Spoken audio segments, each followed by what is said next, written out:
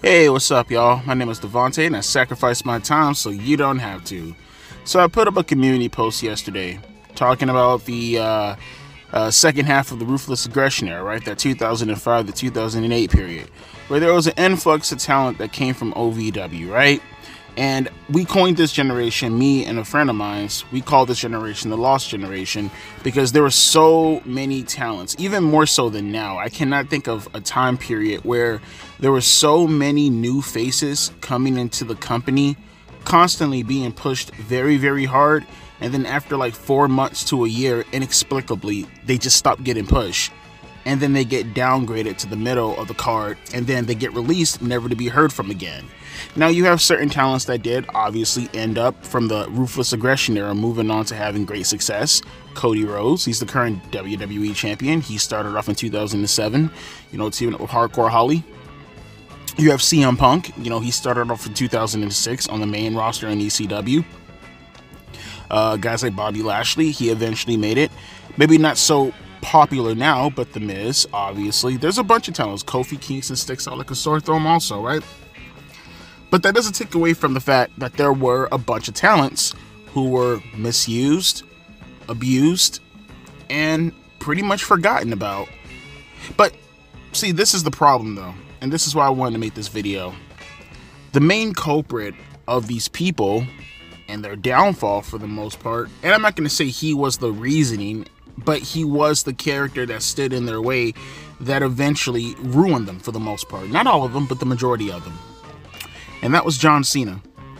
Now, obviously, John Cena is one of the greatest wrestlers of all time, right?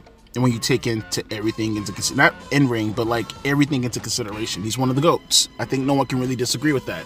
Hate him or love him, objectively speaking, Cena is one of the GOATs, right? Obviously. And the thing is, when I brought the Ruthless Aggression era stuff, that was in particular just for the Ruthless Aggression era, right? And you can make an argument for the majority of those talents, especially in that 2005 time frame, 2004, 2005 time frame, right before the second half. Some of those talents were pretty much being used to get ready some of the bigger names. My problem with Cena, and here's the thing, it extends past the Ruthless Aggression era, obviously. It goes directly into the PG era, which I feel is where he did his most damage at, right? When it comes to Cena, he was already by, let's say, 2006. You could argue 2005, obviously, especially with his album, but in 2006, at this point in time, Cena is pretty much a household name, like, essentially, right? It was supposed to be Batista who was going to be the guy running the roost for WWE, and by the time you get to, like, late 05, early 06, Cena already usurped him, and he was already the face of WWE. Everybody knew it for the most part, right? That's why Batista went to SmackDown and Cena stayed on Raw. Obviously, you want to have both of those guys fronting the companies, but I want to go down a list of wrestlers, and I want to talk about some wrestlers. And again, this has nothing to do with Cena as far as being a bad person. Look, I get it. In the end of the day, it's Vince McMahon's call. It's not as if it's Cena's call. He can't book his own matches. But I will say there were certain superstars where it's quite obvious that Cena had enough pull where he could have vetoed a situation, or at the very least, he could have probably put that guy over completely to help make a talent. And you know what? Let's just talk about it first, because I got more I want to say about it, but it's not going to really make any sense unless I talk about the situation first. In my opinion, I know some people may disagree. Some people may have their own opinions. In my opinion, I like to think that Cena's first ever victim was Umaga. Again, some people may agree. Some people may disagree. They had some killer matches. Obviously, the Royal Rumble Last Man Standing match, that sticks out like a sore thumb. But where did Umaga go afterwards with John Cena? Now, I know some may say the Intercontinental Championship, right? Some may say, oh, well, Devontae, he was doing this, he was doing that. See, you're going to notice a pattern with John Cena. It's not what they did afterwards in regards to the after effects, immediately afterwards, but it's what were they doing before they eventually went up to John Cena compared to what they're doing afterwards. You see, Umaga was a killing machine. He was fucking insane. They were using him. He was a Samoan bulldozer, all this other kind of stuff. He was unbeatable. As a matter of fact, up until he actually wrestled Cena, legitimately, he was undefeated. No one can fuck with Umaga. He was the bee's knees, if some will say, right? And after John Cena, which will be a common occurrence, there was a chink in his armor. people recognize, oh, well, Umaga actually is weak. You know, we can actually exploit this weakness. And he was never really seen the same again. And obviously, I don't really mean legitimately a weakness, but I mean weakness in the sense that, like, okay, we notice, like, okay, his armor, as far as his character, has been penetrated because of John Cena. And he was never quite the same monster that he was prior to John Cena, right? But then it moves on, right? Obviously, you eventually get, and again, I'm gonna keep saying this is one's own opinion. People may think that I'm forgetting some people, but bear with me. We eventually get to, in my opinion, the Nexus. Now, some may say to themselves, well, Devontae, the Nexus were full of people who were jobbers, right? The Nexus were full of people where they weren't really ready for that spot. How do you have people who were on the game show, who have veterans and leaders, you know, paving the way for them, kayfabe-wise, on the television show, and then just automatically they come to the main roster and they're supposed to be the biggest names in the company? Yeah, it was a stupid fucking idea, but it was an idea that you committed to. And it kind of felt like they just did all this for anything else just to get over Wade Barrett, right? So if you're going to do it, commit to it. And they did a great job building up the Nexus. That beatdown dinger is one of the greatest moments in wrestling television history, right? That stuff they did, the Punk and Cena and, you know, Lawler and Bryan with the fucking, you know, necktie or whatever he was choking Justin Roberts with. That shit was awesome. And then, you know, Bryan eventually got fired for the incident. And it was just the core members of the Nexus, right? Michael Tarver, Darren Young, Heath Slater, Ryback at the time, Wade Barrett, you know, all those guys, Justin Gabriel, all of them, right? David Otunga, I think he was in the group also at the time. And look what happened after the summertime. You got the SummerSlam in particular, and the Nexus lost. Cena buried him. And you leave it up to Jericho and Edge. They said plenty of times that they were absolutely willing to put over the Nexus, and they were trying to talk Cena out of it. They were trying to tell Cena, hey, we need to put them over. This is the time to put them over. And Cena disagreed. And they didn't go over. And to make matters much worse, as time went on, Cena just kept burying him. Brought Randy Orton into the mix as far as burying him also, right? And then, you know, something a little bit prior that I did miss. He didn't necessarily bury him, but he did get him out of the company. That being Mr. Kennedy. Now, you may have your opinions in regards to what Mr. Kennedy did, as far as how he fucked himself up, whether by injuries or, you know, his backstage attitude or whatever the case may be. An incident happened with Mr. Kennedy backdropping Randy Orton. And I guess at that time, Orton just got surgery, and he warned everybody to be careful with that spot. And Kennedy still pulled the trigger on that spot. And by the way, if you go watch the video, it doesn't really seem like Orton really took the bump, you know, directly on the back of his neck as he was saying it was. I mean, according to the video, I'll leave a link down in the description box below if you want to watch it. The guy who actually, you don't have to see the whole match, but he plays it in slow motion so you can see it. But it doesn't really look like Orton fucked up his back or did anything to the back of his neck or whatever the injury is. And they just seemed like they just lied just to get Mr. Kennedy out of the company. And Cena was right along with him. It was Cena and Orton that got Mr. Kennedy taken out. And maybe Cena has a gripe of Kennedy because Kennedy did fuck him up with the shoulder injury back in 2007. But shit happens. Mistakes happen. And it felt like with Mr. Kennedy, you know, with anybody else, they gave a bunch of leeway, but they just focused on Mr. Kennedy to get him out of there. One may even argue Triple H had a part to play in there also, if you leave it up to Mr. Kennedy. But he's another victim. Umaga, Mr. Kennedy, the Nexus. You know, he tried to pull the same shit. Well, I'll put it to you this way. Not the wrestler, but one can kind of argue undermining the story of the Summer of Punk. You know, the Summer of Punk is one of the greatest wrestling storylines of all time, with one of the greatest matches of all time happened at the Money in the Bank. We all know this, right? Legendary storyline. Does it not really ever bother someone that two things happened during that storyline? One, John Cena undermining it consistently with always making sure to mention, and CM Punk for the most part also, but more so John Cena, right? It was always this like focus, like you are just a bump in the road my goal is to get to WrestleMania 28 to go up against The Rock. Did anyone just kind of feel like that was a little bit sleight of hand? You know what I mean? Like, yeah, we're doing this, but The Rock is in the horizon, right? And it's like Cena always being there. Again, Punk did get over, obviously. Punk is run that time is what has him over to this very day.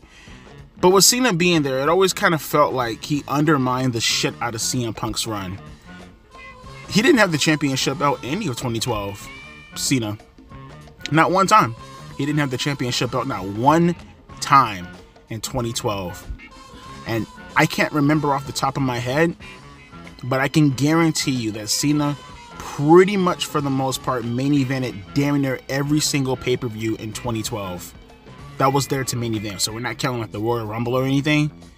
Every pay-per-view there was to main event, Cena main evented. Hell, there was that one time he main evented with John Laurinaitis over fucking CM Punk and Daniel Bryan. You guys remember that shit? And like I said, at the end of the day, CM Punk, he did end up getting over. But how much more over would he be if he was legitimately the top guy? Well, that was because of the Cena character. What about what's his name? Buddy Boy. I'm forgetting his name right now. God, there's so many victims of John Cena. Well, we went through right now Umaga, we went through Mr. Kennedy, we went through the entire Nexus, in particular Wade Barrett. We went through CM Punk's entire run as a champion for the most part, right? I mean, I know people may throw out people like Ryback. You can argue Ryback also in 2013 after the 3 Stages of Hell match.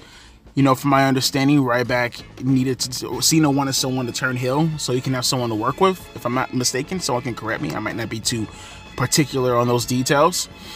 And, you know, Ryback was super hot in 2012.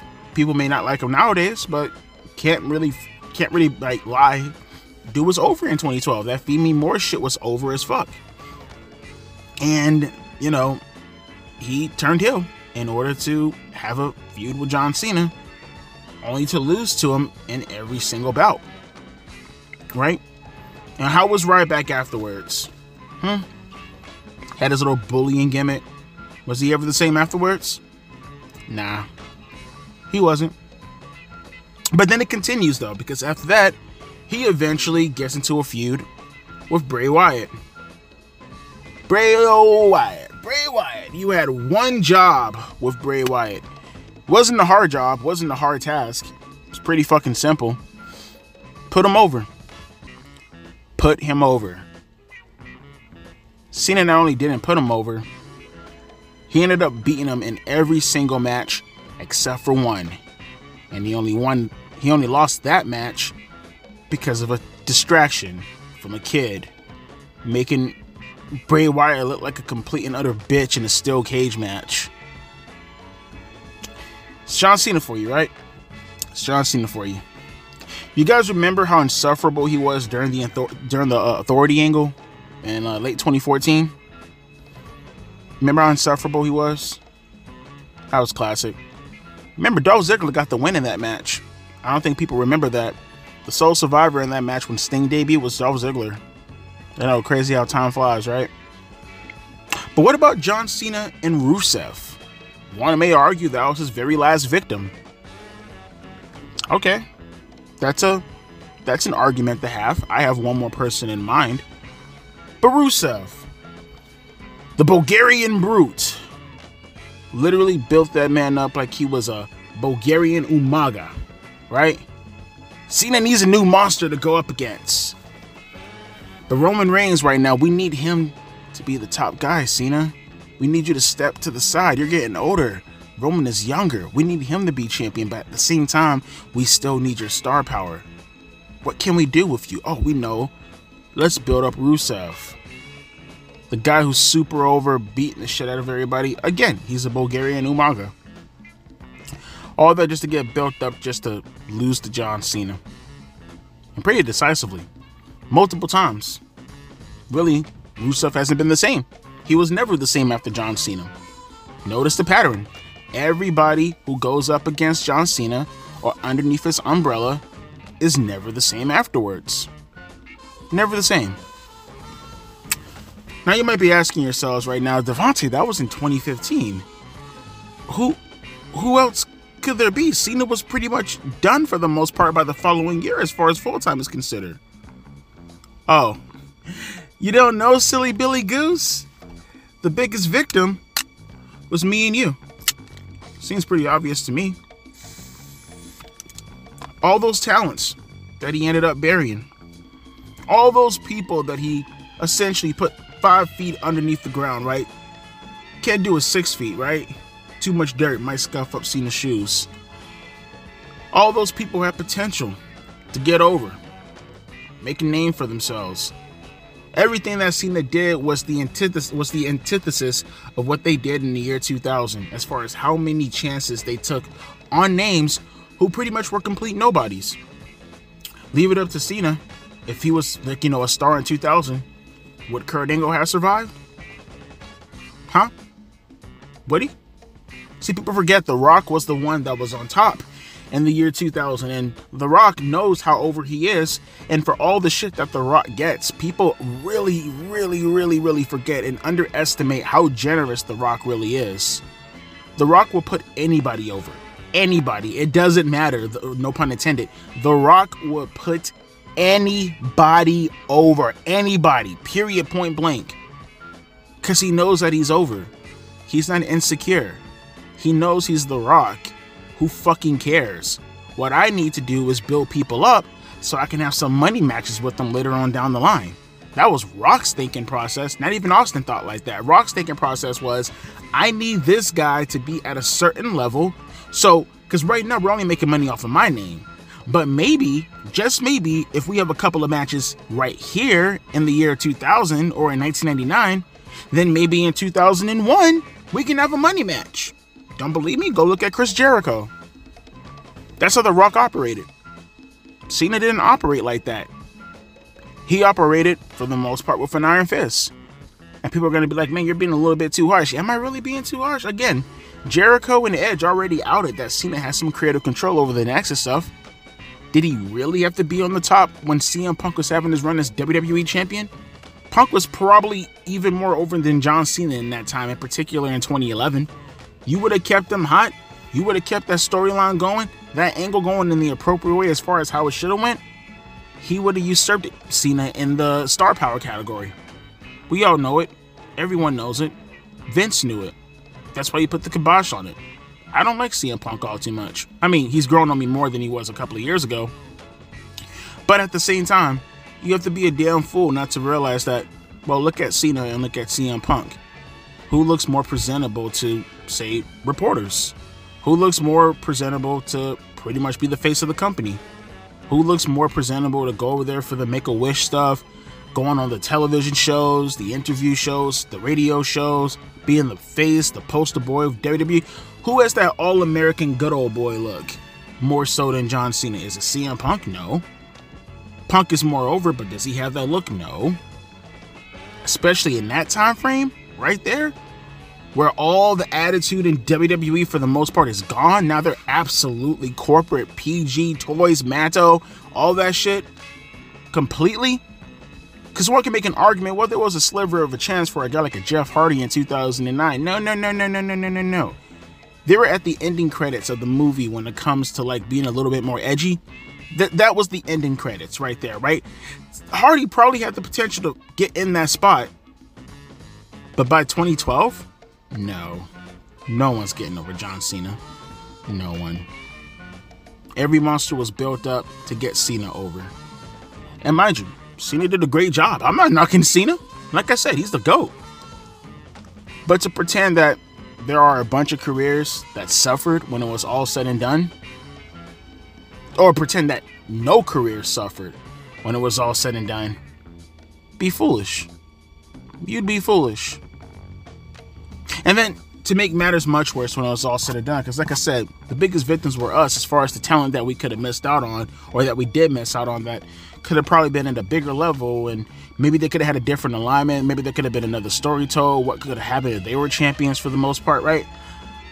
Cena has the audacity to actually pretend as if he's giving back to the professional wrestling business when he pretty much has nothing else left to offer. And he knows this. What good is you laying down on your back and being pinned by someone, for an example, like a Solo Sikoa means in 2023? What good does that do, everybody? Cena, you know what you're doing, bro. You know what you're doing. From politics, man. You got your little retiring tour going on right now, and congratulations. You've earned it. A goat's a goat when it's all said and done. But who does that benefit? Does that benefit anyone else? Or does that just benefit you? You see, that's the extent of the downfall when it comes to this video right here. You know, watching Cena when he was the hip-hop gimmick, seeing how fun he was, seeing how awesome he was,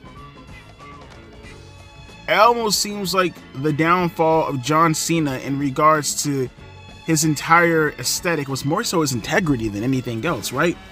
At least backstage wise, when talking about the business in itself, right? You know, it's not even so much the downfall of John Cena. Again, it's just the downfall of his integrity. The amount of victims to his name that completely suffered throughout their careers can't be understated. And now that he's retiring, man, imagine someone going on a murdering spree and then they just shoot themselves in the head. Can you imagine that? Is it really justice? I don't think so. But let me know your thoughts down in the comment section below. I felt like this was a unique conversation to have with you guys. Maybe there's some people that I did miss. I try to leave out big names because obviously those big names are going to self-sustain themselves. You know, talking about him beating Batista at WrestleMania 26, beating Edge, you know, at Toronto in 2006, and Unforgiven. No, these aren't burials. This is Edge, this is Batista, Jericho, you know, all these guys that he beat, Triple H. No, that's not a burial, okay? Rey Mysterio, even when he got squashed in 2011, no, none of these are burials. These are household names. Nothing's gonna happen to them. What is a burial is a guy who needs your help. He needs your helping hand. And when you grab his hand, when he's falling off the cliff, and then you pull him up towards the cliff, and he has one hand on the cliff, and he thinks you're pulling him up because he's too weak to hold himself. And when you get right there, all he has to do is put his knees on the concrete, and then you let go. And then you said, oh boy, golly gee willikers, if only he would have tried hard enough to pull himself up, even though he has no grip strength, and I have all the strength in my hands. Who's really the villain at the end of the day, right? But like I said, I'll let you guys talk about it amongst each other in the comment section. As always, my name is Devontae, and I'll be catching you guys later. La deuces, and a P, ice.